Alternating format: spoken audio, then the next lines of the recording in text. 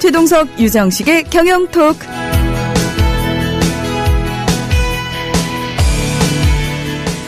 저희가 매주 월요일 저녁 7시 경영토크로 여러분을 찾아온 지 꽤 오래된 것 같은데요. 예, 사상 초유의 사태가 벌어졌습니다. 저에게 아무런 원고를 안 주고 이분들이 진짜 해도 너무하십니다. 예, 저에게 이 가혹한 현실을 안겨준 최동석 이사님, 안녕하세요. 안녕하세요. 예, 우리 반갑습니다. 유정식 대표님. 네, 안녕하세요. 저는 그래요. 최 이사님은 충분히 그럴만하다고 생각합니다. 네. 유 대표님까지 저에게 이럴 줄 몰랐습니다. 오늘 그 최 이사님이 준비하신다고 해가지고 저는 놀고 있었습니다. 사실은. 예. 예. 이사님 왜 그러시는 겁니까, 도대체? 오늘 훌륭한 분을 모셨습니다. 그래서 오늘 기대하셔도 됩니다. 제가 봤을 때는요, 우리, 최 이사님이 이제 점점 방송에 자신이 붙으셔가지고요, 예, 뭐 방송인데 원고 없이 가능한 거 아니야? 라는. 아니, 원고 없는 방송은 안 되죠. 항상 원고 가지고 합니다. 네. 사전에 검증된 내용만 방송하거든요. 오늘 저 아무것도 없다고요. 전승배 간사도 옆에 와 있어요. 방송하는 메커니즘을 익히기 위해서. 네, 알겠습니다. 자, 여러분 오늘 조금만 기다리시면 왜 최동석 이사께서 이렇게 자신감을 표명하는지 곧 알게 되실 겁니다. 잠깐만요. 뱃살들이 출렁인다. 젖살들은 흘러내려. 남자들아 명심해라. 배 나오면 끝이다. 바디뷰 입자. 배 나온 아저씨도 바디뷰 입자. 젖혀진 총각들도. 잠시만요. 우리 오빠 바디뷰 입고 가실게요. 싱글벙글 웃는 여친. 오빠 짱. 자신감도 수직 상승. 남성 전용 보정 속옷 입어보자 바디뷰. 입는 순간 몸짱이 되는 남자 보정 속옷 바디뷰. 호텔 검색창에 바디뷰를 검색해보세요. 구매하실 때 배송 메시지에 국민TV라고 적어주시면 고가의 사은품을 드립니다. 세상 살기 힘드시죠? 못 참겠으면 바다에라도 훌쩍 다녀오세요. 가실 때 낚싯대 하나쯤은 챙기셔야죠. 짱구 낚시. 하루쯤 산속 작은 연못에 여행 다녀오세요. 가실 때 낚싯대 하나쯤은 가져가셔야죠. 짱구 낚시. 검색창에 짱구 낚시를 검색하세요. 109pc.com. PC 아니에요. PC예요. 네, 여러분께서는 국민TV 라디오 최동석, 유정식의 경영토크에 오셨습니다.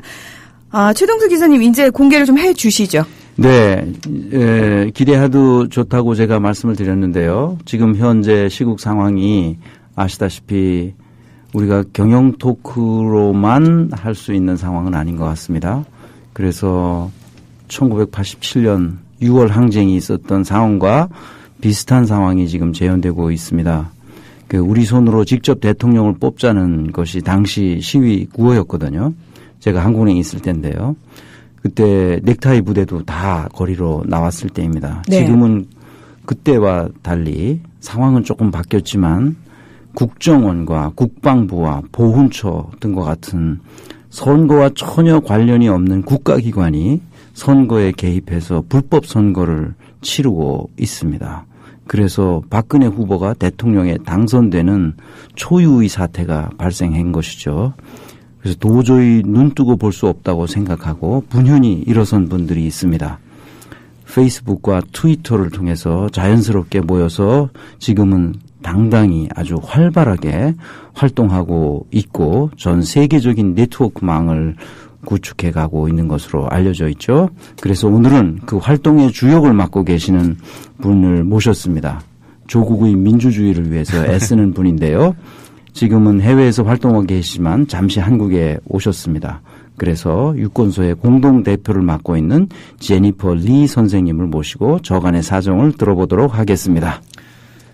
안녕하세요. 선생님, 네, 안녕하세요. 안녕하십니까. 유권소 제니퍼입니다. 반갑습니다. 반갑습니다.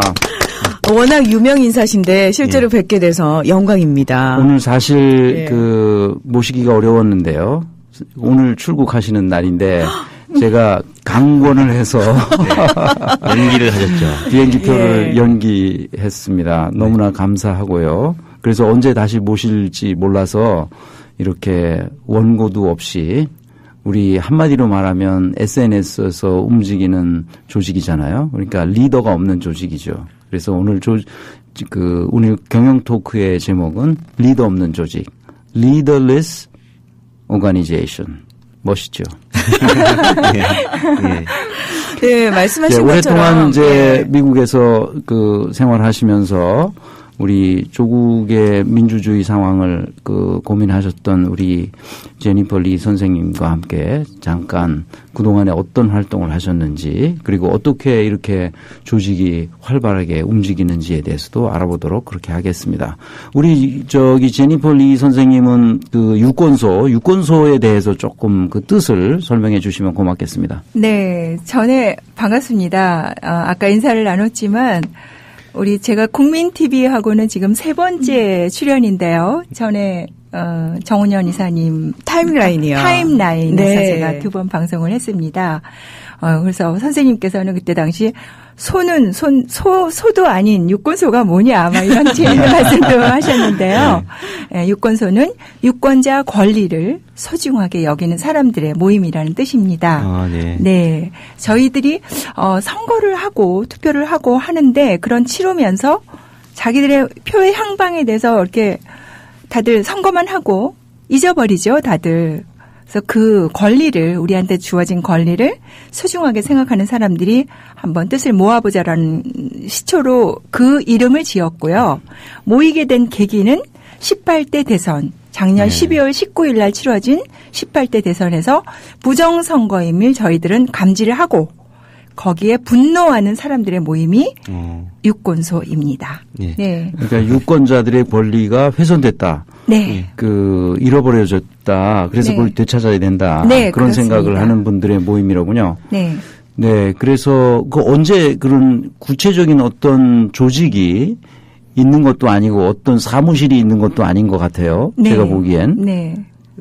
근데 어떻게 운영이 잘 되나요? 당연히 잘 되고 있습니다. 국민TV를 조만간 압수를 그래요. 네. SNS 상에서는 네. 농담이고요.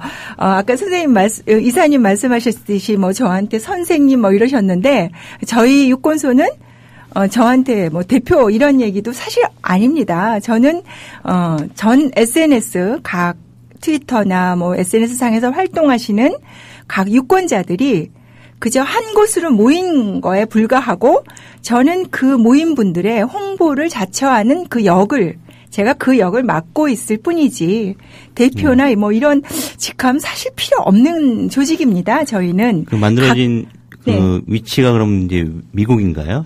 국내가 아니라? 네, 저희가 이제 가끔 오해하시는 분들이 계세요. 네. 저희 유권소가 미주에서 만들어졌어. 미국에서 대표가 제니퍼가 활동을 하니까 이게 미주 동포들의 모임이 아니냐라고 생각을 하시면서 미주 동포의 어떤 조직과 이렇게 보이지 않는 뭔가를 이렇게 만들어내시는 분들도 계시는데 네, 저희는 전 세계에 흩어져 계시는 유권자들이 모임 네트워킹을 형성하고 있는 그런 모임입니다. 그래서 미국에 제가 살고는 있지만 미주 동포들의 모임은 절대 아닙니다. 시작은 그렇게 했지만. 네. 그러면 처음에 이제 그럼 어떻게 조직이라든지 이 사람이 어떤 방법으로 모이셨나요? 네. 참 재밌는 건데요. 네. 보통 이렇게 이렇게 어떤 모임을 가지면 조직이 있지 않습니까? 그러면 정관도 있어야 되고, 때로는 규약도 있어야 되고, 회칙도 있어야 되고. 그런데 저희는 회비 이런 거. 근데 저희는 그런 게 없었습니다. 지금까지도. 왜 없냐? 제 페이스북에서 처음 시작을 했습니다. 잘 아시다시피 페이스북에서 제가 여러분 이런 거 어떻습니까? 라고 하는데 동조 여러분들도 왜 하시잖아요. 페이스북 하시면 좋아요나 댓글이 많이 달리지 않습니까? 그래 동조 하시는 분들끼리 모였는데 좀 불편한 겁니다. 제 담벼락에서 하기가. 그래서 페이스북의 기능 그룹이라는 걸 이용을 했죠. 그래서 그쪽으로 와서 우리 이렇게 모아보자라는 그런 의미로 해서 발전이 되다 보니까 거기 안에서 우리의 활동상을 각각 1인 미디어들이 각자 움직이는 페이스북 안에 각자 자기들의 담벼락이 있지만 그걸 하나를 집약을 했고 또 그거를 하나의 뜻을 모아서 트위터를 날리고 우리가 트윗단을 유트윗단 뭐 이렇게 만들어서 그렇게 활동을 하다 보니까 뭐 굳이 뭐 대표가 필요 없죠.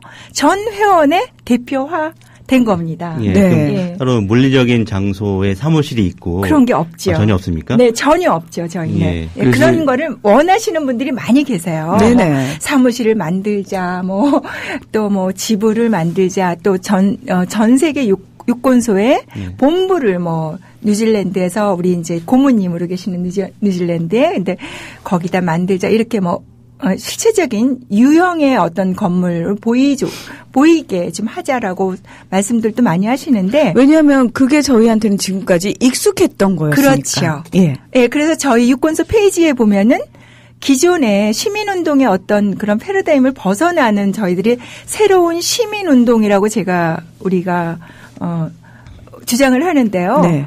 대부분의 분들이 이제 유권소로 오시면은 기존의 시민운동을 생각을 하세요. 그래서 왜 뭐가 없느냐, 왜 이거는 안 하느냐 이렇게 자꾸 질문들을 하시고 그런 데서 막 보이지 않는 막 갈등들도 나오시고 하는데 그거를 제가 설명을 드리기가 너무 시간이 아깝습니다. 솔직히. 예. 왜냐? 저희는 부정선거에 분노하는 이 일을 매일 하루에 제가 어떨 때 많을 때는 한 20개, 30개도 합니다. 포스팅을. 요새는 좀 제가 줄이지만 그 많은 포스팅하고 댓글 달고 뭐 라이크 눌러줌으로써 페이스북에 많이 노출이 되기 때문에 그 일에 치중을 하다 보니까 그런 질문이 들어오거나 공격이 쉽게 말해서 들어오더라도 거기에 시간을 제가 쓰질 않습니다. 그래서 많은 오해들을 하지만 전 그 역시도 유권소가 노이즈 마케팅이다 이런 식으로 하면서 제가 버틴 왔던 것 같습니다. 제가 기억하는 유권소 느낌은 어떤 느낌이냐면요. 유권소를 오프라인에서 처음 보게 된 게 5월 19일입니다. 노무현 전 대통령의 4주기 때요. 네. 그 유권서의 한 멤버분이 나오셔가지고 이건 부정선거입니다라고 크게 네. 스스로 외치셨는데 네. 사실 그때만 해도요. 저희들의 분위기는 부정선거라고 입 밖에 꺼내지 않는 분위기였습니다. 근데 네. 유권소 멤버분이 나와서 얘기를 하니까 많은 분들이 설마 저렇게까지라고 생각을 하셨거든요. 근데 너무 희한하게도 지금 상황에서는 대부분의 사람들이 이건 부정선거다라고 얘기를 하지 않습니까? 네. 아마 달라진 분위기도 느끼셨을 것 같고요. 네. 또 그 당시는 먼저 그렇게 외치시기가 참 쉽지 않았겠다라는 네. 생각도 들고요. 네, 맞습니다. 특별히 어떤 그 증거가 이제 발견이 돼서 네. 그렇게 말씀을 하신 겁니까? 그렇죠. 네. 왜 이렇게 확실한데 네. 왜 다들 정은현 이사님하고 통화를 했을 때도 방송을 했을 때도 이렇게 뭐 그냥 예의로 방송을 하시는 것 같다는 네. 그 정도로 피부에 와닿질 않으시더라고요. 대부분. 맞습니다. 그러나 네. 저희들은 12월 21일 날부터 제가 본격적으로 포스팅을 했습니다. 그리고 줄기차게 외쳤고요. 무려 12차례의 성명서를 저희가 냈습니다. 성명 제가 아고라나 트위터나 뭐 이런 걸 통해서 모금 활동을 해서 저희들이 성명서를 신문 방송에 이렇게 냈는데 그때만 해도 저희가 부정선거다라고 얘기를 하면 사람들이 뭐가 부정이냐 뭐 이미 끝난 거 뭐 후보가 이미 인정을 했는데 왜 너희는 그러느냐라는 분위기가 그냥 대중화돼 있었습니다. 그러나 줄기차게 외쳤습니다. 왜? 저희들은 12월 16일 날인가요? 그 민주당 그 김하영 그 국정원 직원의 그 급습했었던 거 여러분 아마 그 팩트 어디였죠? 그 방송 생방송으로 문재인 TV에서 했죠. 팩트 TV. 그때 저는 그걸 지켜보면서 그때 국정원을 저는 느꼈습니다. 뭔가 있다. 저럴 수가 있을까라고 저는 계속 그 생방송을 지켜봤습니다. 계속 잠도 안 자가면서 했는데 그리고 나서 하나하나 밝혀지기 시작했지 않습니까? 근데 물론 그게 구체적인 객관적인 증거와 이런 거는 이제 뭐 진선미 의원님이나 정청래 의원 뭐 이렇게 여러 가지 지금 군 사이버 사령부까지 이렇게 나왔습니다마는 SNS 상에서 아고라나 트위터에서는 그 증거들이 막 쏟아지기 시작했습니다. 네. 여러분들 또 잘 아실지 모르지만 뭐 그루터기님이나 뭐 이런 개표 부정에 대한 얘기는 너무나 확실했습니다. 제가 느낄 그 당시에는 그래서 그런 쪽에 SNS상의 이런 내용들을 저희 그룹에 많이 올리고 제 담벼락에 올리면서 호응도를 넓혀갔습니다. 예. 그리고 성명서를 내므로써 많은 사람들이 호응을 했고 5월 달에 이제 유엔 청원을 저희가 했지 않습니까? 네. 그러니까 3월 달부터 저희가 시작을 했었는데 무려 10,000명이나 되는 숫자가 동의를 해 주셨습니다. 네. 그래서 아고라가 많은 도움이 됐지요. 그래서 그렇게 저변 확대라는 게 뭐 저희들이 굳이 애를 쓰지 않아도 진실을 얘기했던 것 같습니다. 그게 먹혔던 것 같고요. 네. 그러면 지금 뭐 어떤 그 국정원에서 이 유권소를 갖다가 좀 치고 싶다. 그래서 이제 사무실을 좀 가야겠다. 그러면 없네요. 없지요. 가야 될 사무실이 존재하지 않는 거죠. 네. 네. 유권소에 있겠죠. 아니요, 있습니다. 제 개인 컴퓨터가 있겠죠. 네. 유권소에 저항하려면 이제 유권소에 들어가서 댓글을 계속 다는 수밖에 없네요. 그렇죠. 유권소를 비난하는 댓글. 네. 그죠? 네. 그래요. 비방 댓글도 좋고요. 칭찬 댓글도 좋고요. 그 어떤 거라도 부정선거에 대한 거를 그분들 자체도 부정선거에 대한 어떤 애정이 있고 확신이 있고 하기 때문에 너희들이 좀 이렇게 좀 했으면 좋겠다라는 바람에서 그런 게 나온 것 같다라고 저는 생각을 합니다. 네. 그래서 크게 개의치 않고요. 물론 개인적인 감정은 속상하지요. 이렇게 인신 모욕적인 아주 보통 연예인들한테 가하는 그런 일배 수준의 댓글 있지 않습니까? 네. 물론 속상하지요. 그러나 제가 그분들도 제 개인이 미워서 하는 게 아니라 유권소를 사랑하고 또 부정선거에 대해서 너희 유권소가 이런 방향으로 좀 나와줬으면 좋겠는데 그 바람대로 너희가 안 하니까 불만이다라고 생각을 하면 그냥 다 넘습니다. 제가. 네. 저도 대단한가요? 네. 사실은요, 참 제니퍼 리 선생님께서 미국에 거주하지 않습니까? 네.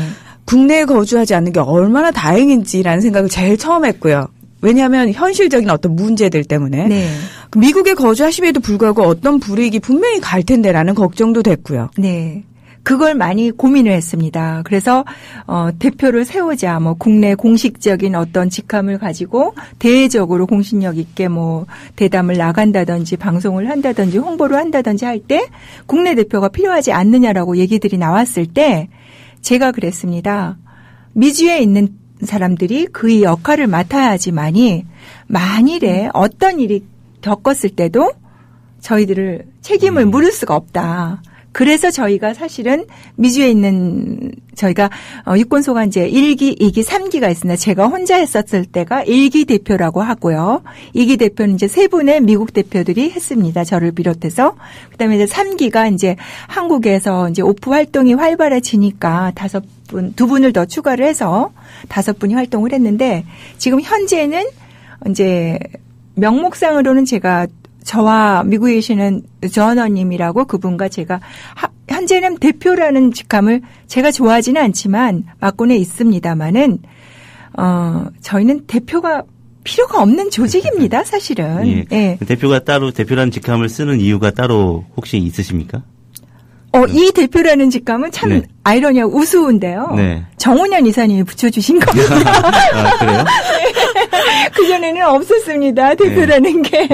네. 네. 그러니까 이제 꼭 조직을 만들면 누구 대표자를 뽑고 회장을 뽑고 무슨 사장을 뽑고 그다음에 그 밑에 줄줄이 그 신하들을 뽑고 그 밑에 그 신하의 신하들을 뽑고 하는 것이 전통적인 그 피라미드 조직의 구성 원리죠. 그런데 그것이 얼마나 큰 문제인지는 사람들이 몰라요. 맞습니다. 그게 그래서 우리 이제 미디어 협동조합에도 누군가 대표가 있고 이렇게 이사장님이 계시죠. 이사장님이 계시고 부이사장이 있고 전무이사가 있고 상무이사가 있고 그 밑에 줄줄이 무슨 계급을 만들려고 하는 엄청난 이 요구가 있어요. 네. 그리고 또 그 밑에 우리 직원들도 아주 층층스라로 만들려고 그러고 있고요. 그다음에 조합원들도 또 있잖아요, 그게. 조합원들이 뭐 있어요? 대의원도 있고. 대의원도 있고요.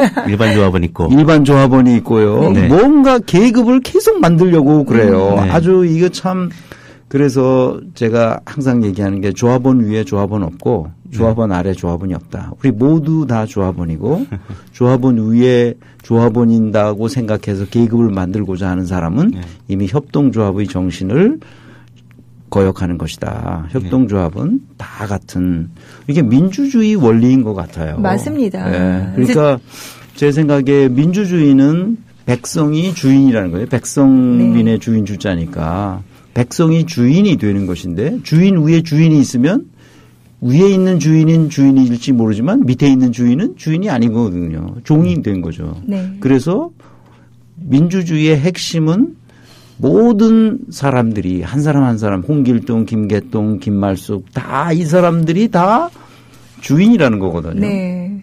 주인이기 때문에 주인 위에 주인이 없는 거죠. 네. 그래서 우리 제니퍼 선생님이 하시는 이 유권소 활동이라는 것도 우리 시민 운동, 시민 단체가 가야 할 길이 아닌가 그런 생각이 들어요. 우리 협동조합도 그런 정신에 따라서 하는 거거든요. 네. 그래서 너무 고맙고요. 네. 그래서 어떻게 해서 이렇게 전 세계적인 네트워크를 만들었는지 뭐 비결이랄 게 딸리 없어요. 사실은 열심히 네. 댓글 달고 SNS 활동하시는 아니 저는 저코보다한테 고맙다고 얘기하고 싶습니다. 제가 페이스북을 만든 창시자. 네, 제가 작년에 사실 본사를 페이스북을 방문을 했었습니다. 재작년인가 재작년. 네. 그래서 제가 페이스북을 하면서 제가 5년 반 됐는데요. 페이스북을 하기를. 근데 보통 페이스북을 활용을 할 때 사람들이 그저 친구들을 사귀고 뭐 남들의 이런 말하면 우습지만은 관음증의 일종이 아닐까라는 그런 생각을 저는 가끔 합니다. 네.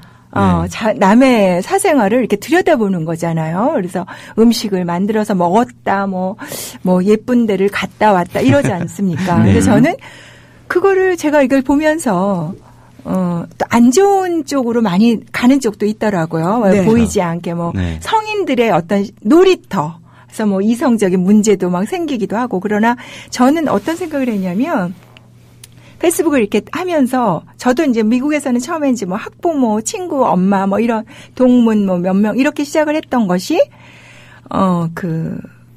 보궐선거인가요? 4월 달에 재작년인가? 그때 강남에 정동영 후보 막 50개에서 23개가 막 잘못되고 찌그러지고 막 이런 게 보였지 않습니까? 네네. 그래서 너무 붕괴를 해서 어느 패친 하나 제가 말을 해도 될래나 모르겠는데 그 패친을 제가 참 좋아합니다. 그 패친이 조계문 씨라는 패친인데 어느 날 갑자기 제 담벼락에 제가 그전에는 제가 평범한 남들처럼 내 여행 올려놓기도 하고 뭐 이런 정도로 했었는데 그 패친이 제가 이 선거가 왜 이렇게 되는지 모르겠다라는 제가 그런 글을 올렸는데 그 패친이 거기다가 댓글을 단 겁니다. 강남에 지금 제가 창관인으로 나와 있는데 민주당이 한 명도 없다 뭐 이런. 그래서 내가 얼른 그랬죠. 거기 상황준 지금 댓글로 달아주실 수 있으세요? 그러니까 계속 그분이 댓글 저랑 주고받고 그렇게 뭐 몇십 개가 달린 겁니다. 그래서 그때 제가 느꼈죠. 이거 참 괜찮구나 이 페이스북이라는 게. 그렇게 시작을 했던 게 이제 대선 운동을 제가 페이스북 안에서 하면서 이 유권소까지 오게 된 동기가 된 거죠. 그래서 페이스북이라는 게 전 세계 네트워크를 다 가지고 있지 않습니까? 여러분 친구의 친구로 연결돼서 그게 자연스럽게 현재 유권소 운동으로 이어진 겁니다. 네. 예. 일종의 시민운동의 새로운 패러다임이다. 그렇죠. 맞습니다. 네. 페이스북을 활용한. 네. 그 페이스북이 어떻게 보면요. 이 새로운 국가 개념이다. 이렇게 말을 하는 사람도 있더라고요. 네. 가상국가. 거기서 네. 건설할 수도 있다. 맞습니다. 이렇게 말씀을 하더라고요. 네. 그 얘기도 나온 것 같습니다. 제 댓글 속에서도 저도 봤습니다. 예, 그렇죠. 네. 여기 시생님이 사진을 하나 올려놓으셨는데 아니시죠? 이거 예. 좀 아닙니다. 예, 엉뚱한 사진을 올리신 것 같습니다. 이보다 훨씬 미인이십니다. 지금. 네, 우리 이희재희님께서 제니퍼 언니 멋있어요. 쫄고 있는 한국 남성들에게 한마디 해주세요. 가로 열고 최동석 이사님 포함해서 가로 닫고. 네. 저는 그대로 읽은 겁니다, 이사님. 예. 네. 왜 저를 자꾸 끌고 들어요? 뭘 끌고 있죠? 이 부당한 상황에 대해서 네, 한국 않는. 남성들이 의외로 조금 소심한 게 아닌가. 예. 그래요. 그래서 지금 우리 상황은 사실 굉장히 엄중하죠. 지금 이렇게 돼서는 안 되죠. 그러니까 아까 우리 사회가 민주주의에서 아주 멀리 떨어져 나갔다 이렇게 생각하는 이유는 계층 구조로 움직이기 때문에 그렇거든요. 그러니까 계층이 너무 많고요. 계층 위로 올라가서 조직의 장이 되면 그 조직의 모든 것을 장악하고 그러니까 그 조직을 먹어버리는 거예요. 한 손으로. 그러니까 지금 대통령 체제 하에서 이거 이승만 씨가 이렇게 만들었잖아요. 이 초기에부터. 그다음에 그걸 박정희가 그대로 이어받고 지금까지 계속되는데요. 대통령이 모든 권한을 한 손에 쥐고 있어요. 이건 민주주의가 아니죠. 그러니까 유럽의 민주국가에서는 그런 경우란 없습니다. 그러니까 총리가 되든 대통령이 됐든 간에 자기가 표를 얻은 것만큼의 권한을 행사할 수 있도록 돼 있죠. 그런데 우리나라는 지금 그게 아니라 예를 들어서 대통령만 당선되면 몇 %의 지지를 받든 상관없이 모든 권한을 장악해버리는 그래서 그 후에 장관들도 자기 한마디로 다 그냥 장관 옷을 벗겨버릴 수 있는 그런 그 잘못된 조직 구조에서 힘이 나오는 것인데 우리 현재는 대한민국의 정부의 조직 구조가 근본적으로 잘못돼 있죠. 이렇게 조직론 전문가로서 여러분들에게 그 말씀드리는 것은 이런 계층 구조가 우리 사회에서 안고 있는 문제가 너무나 심각하다는 거죠. 민주국가에서는 이렇게 될 수가 없는 겁니다. 그러니까 우리가 너무 잘못돼 있는 거죠, 지금. 그래서 유권소 운동 우리 제니퍼 리 선생님하고 얘기하면서 우리가 배워야 할 것은 이게 수평 구조. 제가 늘 얘기하잖아요. 완벽한 수평 구조, 평등한 사회 구조가 되었을 때 비로소 민주주의가 완성되는 것이거든요. 우리가 투표를 해서 투표를 통해서 대표자를 뽑았다는 것은 민주주의를 출발할 뿐이지 민주주의를 완성하는 것이 아니거든요. 그러니까 선거를 해서 대표자를 뽑았다 하더라도 그 대표자가 자기 마음대로 권한을 행사하는 것이 아니라 항상 그 뽑은 사람들을 향하여 합의하고 협의해가는 그런 전통이 민주주의 속에 움직여야 되는데 우리 사회는 그렇게 되지 않았죠. 그러니까 그것이 결정적으로 깨지기 시작한 것이 바로 이제 첫 출발 단추가 잘못 껴있는 이승만서부터 시작된 거거든요. 잘못된 민주주의가 시작됐고 그다음에 그걸 박정희가 이어받았고 그다음에 전두환이 이어받아서 이렇게 됐습니다. 우리 젊은이들이 우리 현대사를 잘 이해하지 못하기 때문에 우리 민주주의가 어떻게 잘못되었는지 그러니까 학교에서도 이걸 제대로 안 가르치고 있고요. 그리고 이제 그거를 정당화하기 위해서 역사 교과서마저 왜곡하고 있고 지금 이게 심각한 문제가 우리나라에 있습니다. 그런데 이제 그것을 바로잡아야 하는 야당 정치인들도 지금 여기 댓글에 나왔듯이 뭐 때문에 그런지 쫄고 있고요. 제대로 지금 못하고 있는 거예요. 네. 한국 남성만 쫄고 있는 게 아니라 한국인 모두 다 쫄고 있습니다. 네. 그래서 이제 문제가 심각하죠.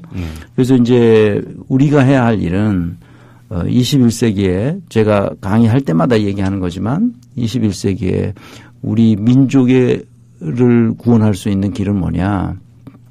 협동조합이라는 거죠. 다시 말씀드리지만. 예. 그래서 협동조합을. 깔때기 또. 예, 깔때기입니다. 어디서 출발해도 협동조합으로 귀결됩니다. 예. 협동조합은 조합원 위에 조합원이 없고 조합원 아래 조합원이 없습니다. 예. 누구나 다 조합원인데 다만 계급은 없지만 서로 맡은 역할의 차이가 조금씩은 있을 수 있습니다. 어떤 사람은 회의를 주재하는 이사회의 의장으로서 이사장이 있을 수 있고요. 다른 이사들이 있고 또 그 경영을 맡은 그 이사도 있을 수 있고 사업을 맡은 이사도 있을 수 있고 또 보도 편성을 맡은 이사도 있어서 자기 역할을 충실히 하는 겁니다. 무엇을 위해서 그렇게 하느냐? 우리 조합원들을 위해서 그렇게 하는 거거든요. 그걸 잘 못한다? 그러면 지적하고 이야기하고 그래서 제가 우리 댓글 달거나 우리 홈페이지 와서 뭐 불만을 얘기하는 사람한테는 늘 얘기하는 게 있어요. 뭐냐? 그렇게 불만이 있으면 와서 우리를 도우라. 왜 거기서 불만만 얘기하냐. 이런 얘기예요. 우리 제니퍼 리 선생님은 어떠세요? 네. 제가 하고 싶은 말씀 다 해주셔서 너무 감사한데요. 바로 그겁니다. 유권소에서도 그래요. 어느 분은 열심히 현장에 나가서 오프 활동하시는 분, 또 그거를 SNS에 빨리 올려주시는 분, 그럼 또 그거를 저희는 열심히 공유하시는 분, 그 역할이 각각입니다. 그리고 또 전 세계에 계시는 분들은 각자의 현장에서 그 올려주십니다. 그러면 그거를 올려만 주시는 분이 있고 또 글을 또 잘 쓰시는 분들은 그걸 또 맛있게 요리를 하셔서 하나의 포스팅으로 완결을 해서 페이지에 올리면 또 그게 많은 분들에게 확산이 되고 그런 각자의 역할만 하면 되는데 그거를 굳이 어떤 분들은 완장으로 생각을 하셔서 내 지역 이 지역을 달라 이거를 대표를 하겠다 이렇게 하면 하나 이 얘기를 하기 전에 하나 재밌는 게 뭐냐면 제 이름이 뭐죠? 제니퍼 리죠. 네. 예. 리는 안 하셔도 되고요. 제니퍼인데 네. 어느 분이 우리 회원 한 분이 최은성님일 겁니다. 이영수님하고 제니퍼 하더니 젠 이뻐 이렇게 말씀을 하셨어요. 그러니까 또 댓글이 젠 이뻐? 그럼 젠 멋져. 이렇게 얘기가 돼서 여자는 젠 이뻐, 남자는 젠 멋져. 그러니까 유권소에는 제니퍼가 저 자신이지만 저 개인을 떠나서 유권소 활동을 하는 홍보 도우미로서 유권소 제니퍼가 많이 유명해졌지 않습니까? 네. 그래서 제 개인이 아니라 유권소 제니퍼는 어떤 상징성이다. 그래서 우리는 그 유권소를 살리기 위해서 모두의 제니퍼가 되자. 모두의 젠멋져가 되자. 그거 네. 참 좋은 아이디어네요. 네. 되게 근사한 것 같아요. 기독교인들이 왜 교회에 가면 네. 형제님, 자매님 하는 걸로 부르잖아요. 네. 똑같은 거네요. 가끔 우리 포스팅 그렇게 합니다. 젠 멋져, 젠 이뻐 이렇게 하는데요.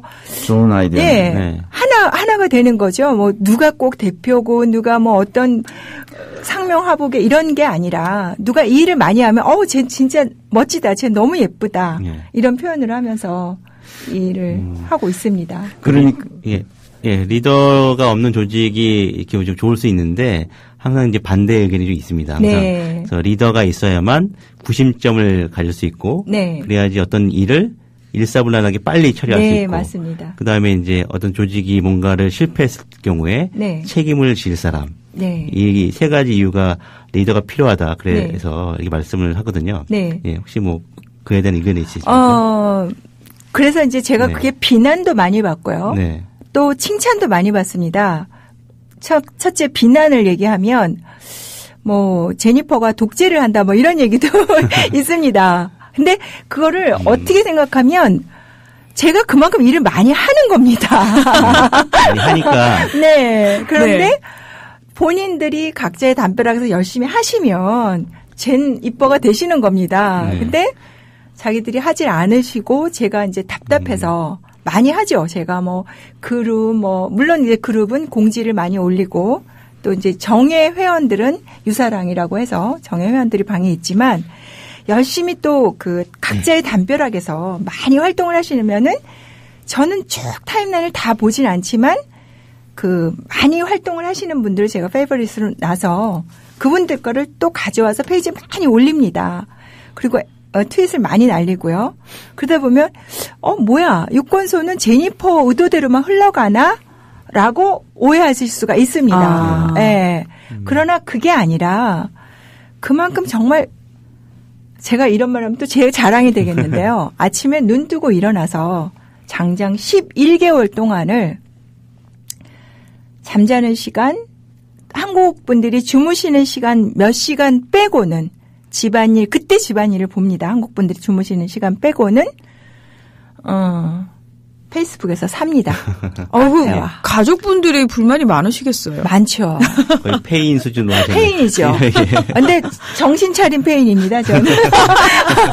페인은 거기에 푹 빠져서 사는데 저는 정신은 말짱합니다. 근데 오로지 너무 분노했습니다. 사실 왜 이렇게 분노하냐면 지금 이 경영하고는 약간 다른데 40시간을 달려가서 투표했었던 우리 인도의 유권소 회원님이 계십니다. 네. 김효원님이라고 여러분들도 아마 민주당 홍보 도우미로도 나왔을 겁니다. 그리고 또 어느 홍콩에 계신 유학생은 돈을 모아서 16시간을 가서 선거를 했습니다. 근데 부정선거란 말이에요.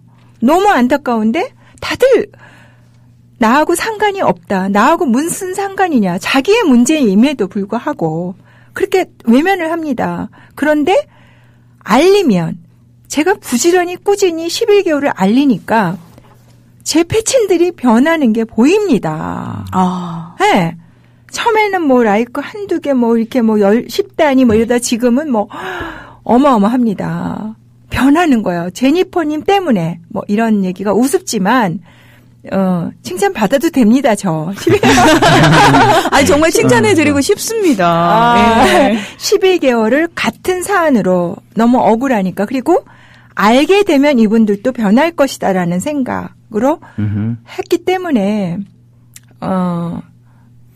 네. 무슨 얘기 하다가 이렇게 갑자기 댓글 하나만 읽어드릴게요. 예, 이거 한 가지만 여쭤볼게요. 꼭 좀 읽어달라고 그러는 것 같아요. 우리가 국제적으로 유엔 같은 국제조직의 조사를 요구할 수 있는 방법은 있나요? 하는. 그때 왜 네, 유엔에 청원을 하셨죠. 네, 그 결과도 궁금하다고. 예. 그 결과 올렸는데 주의 깊게 안 읽으셨습니다, 여러분. 네네. 예. 유권서 회원이 아니라서. 가입하십시오. 네, 유엔 청원은 저희가 유엔은 여러분들이 아시다시피 각 이사회가 있지 않습니까? 그런데 저희가 그 한 이사회에 저희 유엔 청원위원회에 저희가 했는데 참 어렵더라고요. 이 유엔이 국내에 이제 제가 답신을 받기로는 국내에 이 법률적인 어떤 확실한 판결이나 이런 게 나지 않았다라는 그런 애매모호한 답을 받았습니다. 근데 이걸 얘기하면은 우리 회원님들이나 또 서명하셨던 분들이 실망하실까봐 제가 많은 말을 그때는 돌려서 얘기를 했지만은 그러나 현재 그것이 뭐 쉽게 말해서 된 건 아니고 완전 거절된 건 아니고 국내의 어떤 정치 상황과 맞물려 있습니다. 그러니까 유엔에서 개입을 하게 될 때는 인권 문제가 가장 크게 작용을 하지 않습니까? 그런데 현재 여기는 뭐 판결이 부정이다라는 어떤 법률적인 판결이 내려져서 우리가 그걸 뒤집어 엎어서 막 아니다 막 이렇게 싸웠던 그런 것이 아니기 때문에 유엔에서도 애매모호한 답을 받았습니다. 유엔은 무슨 판결을 원하는 거예요? 그러니까 부정선거가 예를 들어서 지금 소송 같은 거 예를 들어서 했다던가 뭐 부정선거다라고 어떤 판결이 내렸다든지 아니다라고 했다든지 뭔가 이런 법리적인 해석이 있어야 된다라는 거죠. 먼저 네. 어떤 형태든지 간에 찬성이든 반대든 어떤 뭔가 있어야 되는데 법원의 판결이 있었어야 된다 이거죠. 네. 근데 아무것도 없이 그냥 소수가 떠드는. 그래서 이제 저희는 그 유엔 청원을 넣었을 때 인권 사례 같은 거를 같이 저희가 많이 넣습니다. 예를 들어서 그때 대량 해직 사태를 겪었던 우리 쌍용 자동차. 네, 쌍용 얘기라든지 아니면 또 우리 해직 언론인들의 얘기라든지 이태리 프랑스에서 그때 보도했지 않습니까? 노무현 정부가 이명박 정부가 이런 부정을 할 수밖에 없었던 요인으로는 대량의 낙하산 인사와 이런 것들 때문에 언론이 제 역할을 하지 못했다라는 이런 부분을 저희가 많이 넣었었습니다. 그런데 그런 부분이 미흡했던지 간에 어찌됐건 그런 해석을 받았고 저희는 그거를 더 보충해서 서류를 항상 더 지금 저희가 보충 중에 있거든요. 지금 사이버 사령부까지 나왔기 때문에 그런 자료들을 저희가 한쪽에서는 모으고 있습니다. 그래서 저희가 다시 보완을 해서 유엔에 더 한번 도전을 하려고 합니다. 그래서 다시 추가의 서명 이런 게 필요 없고요. 저희가 보충 서류를 해서. 보충만 하면 된다. 네. 어떻게 보면 지금 국내 정치 상황 돌아가고 있는 상황 자체가요. 지금 유권서가 유엔 청원을 다시 하는 데 있어서 모든 증거로 다 들어갈 것 같네요. 네, 그렇습니다. 예를 들어서 윤석열 여주지청장이 지금 징계를 받은 부분까지도. 네, 맞습니다. 제대로 수사를 했음에도 불구하고 검찰에서 그러니까 검찰까지 장악을 당하고 경찰도 장악을 당하는 상황까지도 유엔 청원하는 데 있어서 다 증거가 될 것 같네요. 네. 차곡차곡 모으고 있습니다. 만약에 청원을 이제 받아들이면 어떻게 되는 겁니까? 청원을 받아들이면 진상조사위원회라는 게 구성이 됩니다. 유엔에서. 예, 그래서 대한민국 정부에 정식으로 질문서를 보내게 됩니다. 진상조사단이 구성이 돼서 그래서 구성만 된다라고 하면 성공인 겁니다, 사실은. 네. 그래서 진상조사단이 대한민국 정부에게 요청을 하죠. 질문서를 하고 그러면 그 답신이 이제 유엔으로 오게 되고 또 저희한테 그 답신을 주게 돼 있습니다. 그 답신을 이렇게 하는 거예요. 정홍원 총리가 국회에서 답변하는 거 혹시 보셨나요? 어떤 뭐 우물 네. 구렁이 담 넘어가는 식으로 네. 지금 뭐 수사 중입니다. 지금 뭐 수사 결과가 재판 결과가 나오면 아직도 증거가 불확실합니다. 뭐 이런 식으로 계속 우물우물 넘어가요. 네. 한국 정부 특징이잖아요. 자기 불리한 거는 답변을 안 해. 네. 그렇다면 지금 국민들이 협조할 수 있는 방법은 없냐고 또 질문이 들어왔네요. 지금 국민들은요. 제가 서울광장 얘기가 참 재밌는데 이거 이따 꼭 물어봐 주십시오. 네. 아니 지금 하셔도 됩니다. 저기 질문 먼저. 네. 협조할 수 있는 방법은 뭔가요? 네, 협조할 수 있는 방법은 다른 거 없습니다. 제가 토요일 날 그 집회에서도 말씀을 드렸듯이 스마트폰입니다, 여러분들. 손에 쥐고 있는 스마트폰을 최대한 활용하십시오. 그래서 트위터나 페이스북이나 아고라나 우리가 힘을 모아야 되는 거는 끊임없이 외쳐야 되는 겁니다. 그런데 우리들은 어떻게 하냐면 제가 조금 아까도 주권방송에서 방송을 하면서 그 얘기를 하고 왔습니다마는 어느 하나를 주장을 하다가 옮겨갑니다. 아젠다를. 그러니까 선점을 못하는 겁니다. 그러니까 쉽게 말해서 새누리가 뭘 탁 던지면 앞검수에서도 많이 얘기했지 않습니까? 우리가 이걸 하나 주장했는데 끝까지 해야 되는데 저쪽에서 뭐 차고 들어오면 또 그쪽으로 우르르 가버려요. 그럼 또 이쪽에서 뭘 우르르 가요. 우리가 주장했던 사안은 없어졌어요. 그게 저는 속상했습니다. 그래서 저는 제 담벼락도 그렇고 아무것도 모르죠. 오로지 하나입니다. 부정선거 하나만 파자. 한 놈만 패자 뭐 이런 얘기도 있잖아요. 네. 네. 여러분들이 하실 일은 다른 거 없습니다. 부정선거를 끝까지 외쳐주십시오. 외치면 쌍용 문제도 구럼비 문제도 모든 문제가 해직 언론인 뭐 모든 문제가 해결됩니다. 근데 여러분들은 제니퍼님 이것 좀 포스팅 해주세요. 뭐 이거 왜 안 하십니까? 뭐 제가 어떨 때는 당연히 안타깝죠. 제가 이 운동을 하기 전에는 구럼비 활동을 했습니다. 그래서 국제연대팀 제가 지금도 운영자입니다만은 거기서도 구럼비 제가 시위도 했었어요. 애틀란타에서. 그런데 하나만 하자라는 거죠. 제가 안타까운 거 여러분들이 스마트폰 가지시고 부지런히 알리십시오. 부정선거에 예를 들어서 포스팅도 그래요. 중구난방으로 하지 말자라는 겁니다. 예를 들어서 긴가민가 하는 포스팅은 하지 마시고 확실한 거 하나만 가지고 막 확산을 시키자라는 겁니다. 그러면 여러분들은 아시지만 모르는 분들이 너무 많으세요. 그래서 맞아요. 분명하고 확실한 거 하나만 가지고 막 확산을 시켜야 되는데 맞아요. 너무 많은 걸 가지고 하니까 뭐가 뭔지 모르겠다는 거죠. 그래서 아까도 신상철 대표님하고 제가 주권방송에서도 말씀드렸는데 굉장히 간단 명료하게 잘하세요. 신 대표님은. 그런데 보면은 어려워요. 제가 이렇게 11개월 동안 이 일을 하면서도 개표 부정을 얘기하시는 분, 또 국정원 개입 얘기하시는 파가 이렇게 갈렸습니다. 부정선거에 대해서. 근데 저는 그렇게 얘기 안 해요. 총체적인 부정선거입니다. 국정원부터 시작해서 군 사이버 사령부 뭐 검찰 성관이 이 나쁜 성관이까지 뭐 다 거기에 플러스 개표 부정까지 있었다는 겁니다. 근데 우리가 이거를 여기 비축 저기 하지 말고 아주 강한 거 하나만 가지고 그냥 포스팅을 여러분이 나는 이것만 갖고 팔 거야 라고 하시면 계속 올리십시오. 그냥 계속 확산하시고 야, 또 설득하고 또 설득. 그렇게 하다 보면 질긴 우리가 이깁니다. 네. 반드시. 네. 저는 지금 이 말씀을요.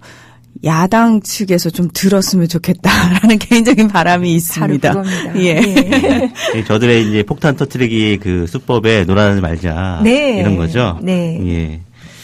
그 아까 이제 주권방송에서 이제 방송을 하셨다고 말씀하셨는데 이 민주 진보 언론의 그 미래라고 해야 되나요? 앞으로 어떻게 가야 될지 좀 이제 느끼신 바가 있을 것 같은데요. 네. 지금 뉴스타파라든지 팩스TV 여러 그 군소 아주 작은 네. 언론 매체도 흩어져 있지 않습니까? 네. 어떻게 보세요?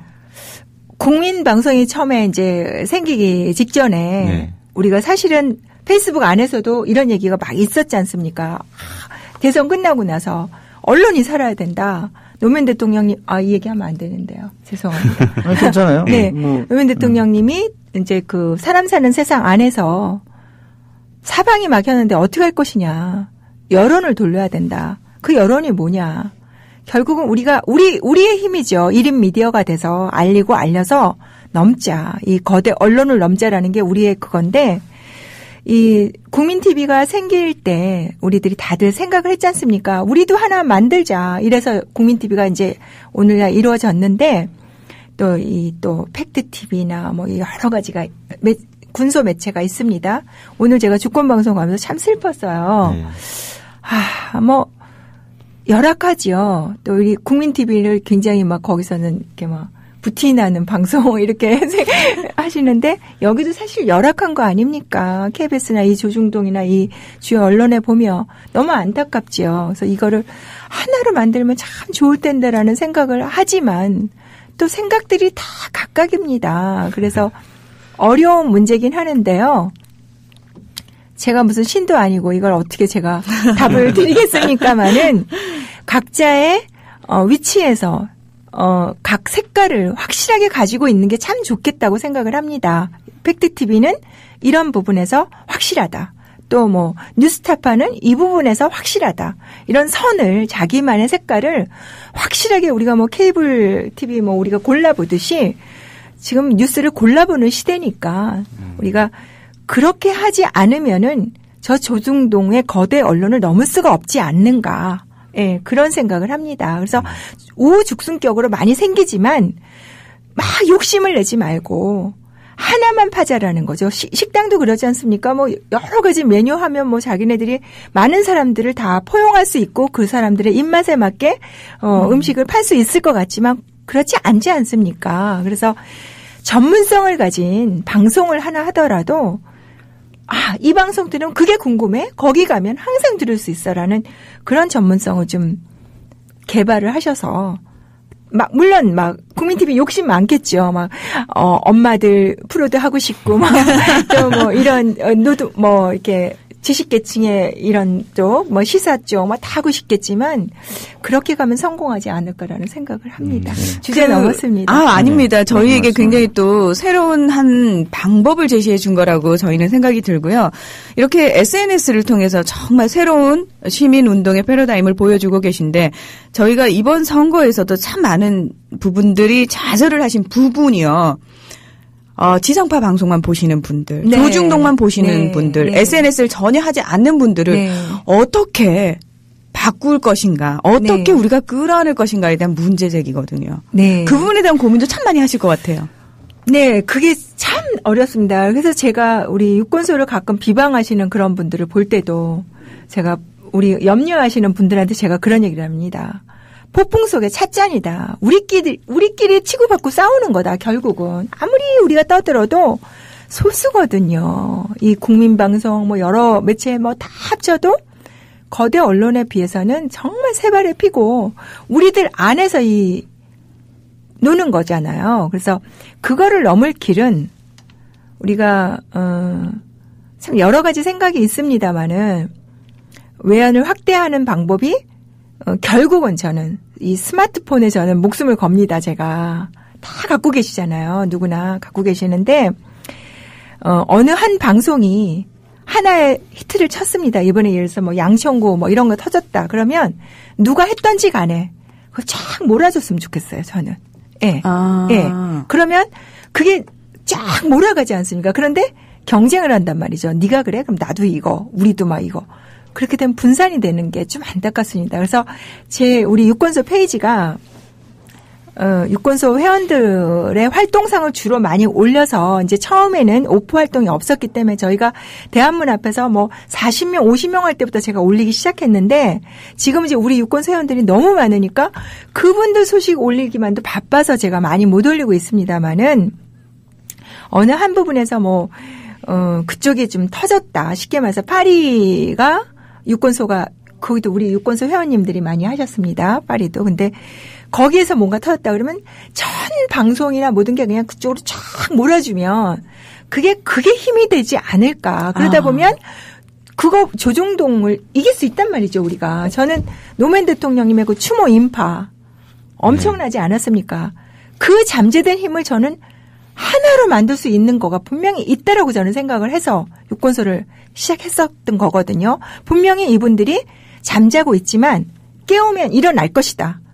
그 생각으로 제가 계속 포스팅을 했는데 이 진보 언론들 막 흩어져 있지만 싸우지 마시고 누가 하나가 이걸 잘하면 그쪽으로 쫙 몰아지고 뉴스가 뜨면 그건 좀 어려운가요? 아니요, 어렵지 않아요. 어렵지 않고 지금 잘하고 있습니다. 예, 저희 지금 싸우지 않고요. 네. 항상 우리는 연대해서 같이 합니다. 네, 그래서 저기 예를 들면 이런 거죠. 저 뉴스타파에서 뭐 특종이 나왔다. 그럼 우리는 얼른 갔다가 전체를 퍼뜨립니다. 맞습니다. 그래서 또 예를 들어서 뭐 이래요. JTBC 손석희 이 앵커가 뭐라고 하면요. 특종하면 우린 또 그거 갖다가 막 이렇게 퍼뜨립니다. 그러니까 우리는 그런 거 우린 싸울 새가 없어요. 다른 우리는 우리 할 일이 너무 많기 때문에 그래서 어떤 분이 최동석 이사가 너무 말하지 말고 지금 그 제니컬님이 지금 중요한 얘기를 하니까 좀 시간을 많이 드리라고 그래가지고. 그렇습니까? 네. 아주 좋은 지적이고요. 예. 저보다 우리 제니퍼 선생님이 오히려 많이 얘기를 해 주시면 좋겠고요. 네. 그리고 이제 SNS와 그런 트위터나 페이스북 1인 미디어로 이렇게 활동하는 게 중요한데요. 사실 각자 다 자기 일이 있잖아요. 네. 이걸 전념해서 하기가 어렵단 말이에요. 바로 그겁니다. 그걸 유권소가 도와주겠다라는 겁니다. 각자가 뉴스 찾기도 힘들고 뭐가 오늘의 중요한 이슈인지도 모르고 트위터 오면은 내가 이거는 중요하다고 생각했는데 다른 사람은 아닐 수도 있고 그거를 바로 유권소가 모은다라는 얘기입니다. 제가 지난 토요 집회 때도 그 얘기를 뭐 짧게 해라 하도 그러셔서 제가 뭐 말씀을 못 드리고 왔는데 요구점만 말하고 왔는데 바로 그겁니다. 제가 1인 미디어로 각자가 활동을 하지만 뭐가 중요한지 모르니까 이걸 하나의 힘으로 모아서 그 중요한 거를 우리가 띄우면 그거를 그냥 받아서 공유만 하시면 된다라는 거죠. 공유하고 리트윗하면 된다. 그렇죠. 예, 다른 거 하지 리트윗하고 말고 공유하고 공유하고 리트윗해라. 리트윗하고 공유와 리트윗. 네, 제가 하나 자랑을 하면요. 제가 그때 서울광장에서 뭐 5만이 모였다, 6만이 모였다 했을 때가 있었습니다. 네. 근데 그 사진을 제가 트위터에 우리 페이스북에 올렸습니다. 그때 제가 딱 한마디 했습니다. 똑똑히 보시오. 이것이 3천인지 경찰 수산 3천인지 딱 그거 하나 올렸는데 대충 개수에 예상해 보세요. 몇 명이 좋아요를 눌렀고 몇 명이 보았고 몇 명이 공유를 했을 것 같습니까? 진짜 궁금해요. 몇 명이 했을까요? 몇백 명 수준 아닌가요? 몇백 명? 예. 아닌가요? 너무 유권서를 너무 제가 봤을 땐 그래도 몇천 명 수준은 됐겠죠. 아니죠. 예. 아닙니다. 더 큽니까? 네. 예. 제가 보고 놀랐습니다. 네. 그 포스팅 하나에 관리자만 볼 수 있거든요. 제가 그거를 캡처를 했습니다. 그래서 아고라에 올렸었는데 너무나 빠르게 올라가서 정신을 못 차릴 정도로 올렸는데 90만 명이 봤습니다. 90만 명이요? 네. 그리고 몇 명이 라이크를 눌렀냐면 2만 5천 명이 라이크를 누르고 공유가 8천 명을 공유가 했습니다. 그걸. 그럽시다. 우리도 그렇게 합시다. 네. 제가 놀랐습니다. 제가 제 눈을 놀랐고 그래서 제가 이게 말이 되는가. 어마어마했습니다. 그래서 저는 그런 SNS 전문가가 아니라서 우리 조합원 중에 이삭님이 있어요. 그래서 첫째 트래픽을 늘려야 합니다. 그래야 합니다. 뭐 자정작용을 통해서 우리가 SNS를 활용하도록 합시다. 그러니까 그런 전문가들의 견해를 우리가 잘 활용해서 우리 협동조합의 조합원이 늘어나고 우리 유권소에도 회원들이 많이 늘어나서 아까 얘기했을 때 한 명만 우리가 패도록 합시다. 여기 어떤 분이 이렇게 썼어요.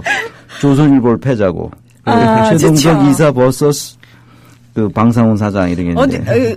상대 가능하시죠, 이사님? 충분히. 가능하죠. 방상훈 사장하고 내가 방상훈 사장하고 해서 딱 한 가지 좀 쫄리는 게 있어요. 뭔가요? 술을 너무 잘 먹어, 방상훈 사장은. 내가 술은 잘 못하거든요. 제가 봤을 때는 정말 사람을 기함하게 할 정도로 강의는 끝까지 제일 잘하실 것 같습니다. 이사님께서. 방상훈 사장하고 강의 배틀을 한번 할까? 네. You win. 예. 우리 그 제니퍼님 국내는 국민 TV가 맡을 테니까요. 미국에 계시니까 세계적인 부분을 상대하는 일을 국제적인 것을 하시고 그리고 그 방법을 국민 TV에서 연계했으면 좋겠습니다. 하는 같이 해야 됩니다. 댓글을 올려주셨어요. 뭐든지 같이 해야 됩니다. 네. 다른 뭐 각자 잘난 척하면 안 되고요. 다 같이 연대해서 하고 그다음에 파리 요번에 그 박근혜 대통령 뭐 어쩌고 저쩌고 했을 때 그 김진태 의원인가요? 네. 김진태 의원이 그 유명한 강원도의 아들 김진태 의원이요. 김진태 의원이 뭐라고 했죠? 뭐라고 했죠? 뭐 한번 대가를 치르게 해주겠다라고. 본때를 보여주겠다 뭐 이랬죠. 네. 그것도 유권소가 거기 많이 회원이 계시죠. 그렇게 했죠. 네. 예. 참나. 그 유권소 회원 보통 분 아니신데.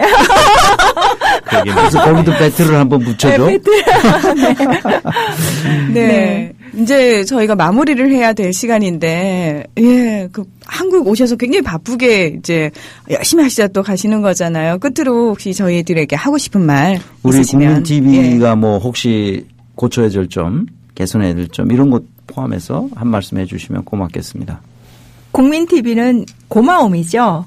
이 국민 TV가 생겨남으로써 탄생함으로써 우리들의 어떤 답답함을 가슴에 맺혀 있던 거를 국민 TV를 통해서 우리가 해소할 수 있는 그런 희망을 기대를 주었던 방송이기 때문에 무한 저희가 응원하고 지지하고 국민 TV가 무한한 발전을 하기를 기원을 합니다. 유권소가 응원을 하고요.